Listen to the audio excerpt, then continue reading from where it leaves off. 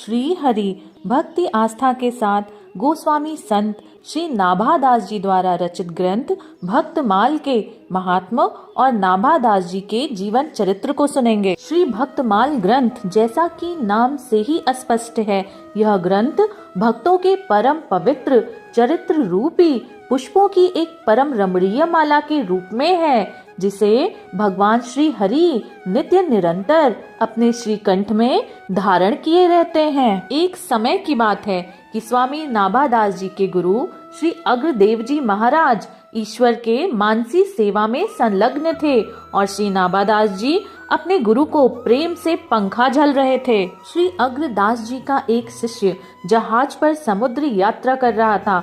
उस समय समुद्र तूफान के कारण अपने प्राणों को बचाने के हेतु उसने अपने गुरु का स्मरण किया, परंतु गुरुदेव श्री अग्रदास जी ईश्वर की मानसी सेवा में संलग्न थे। परंतु शिष्य नाभादास जी ने यह देखा कि गुरुदेव की प्रभु की मानसी सेवा में कोई विघ्न न आए, इसलिए नाभादास जी ने पंखे की वायु से उस जहाज के संकट को पार कर दिया और मन ही मन अपने गुरुदेव श्री अग्रदास जी से प्रार्थना की कि हे प्रभु, जहाज तो बहुत दूर निकल गया, आपका वह भक्त भी संकट मुक्त है, अब आप उसी प्रकार ईश्वर की सेवा में संलग्न रहिए। यह सुनकर जब अग्रदेव जी ने आंखें खोली और देखा तो कहा कि अभी यह कौन बोला?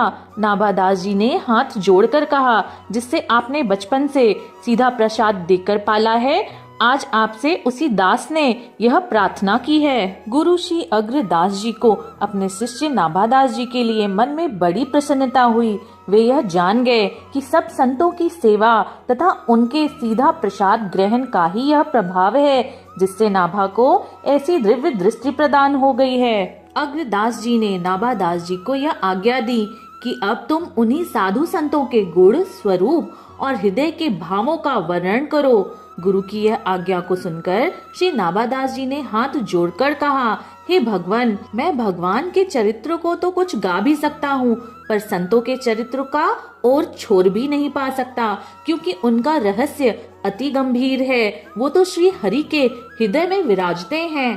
तब गुरु श्री अग्रदेव जी ने समझाकर कहा, जिन्होंने तुम्हें मेरी मानसी सेवा में और सागर में नाव दिखा दिया, वे भगवान ही तुम्हारे हृदय में आकर सब रहस्यों को कहेंगे और अपना स्वरूप दिखाएंगे। श्री अग्रदास जी के आज्ञा अनुसार ही श्री नाभादास जी ने संतों के पावन चरित्र और श्री हरि को समर्पित करके श्री भक्तमाल ग्रंथ की रचना की।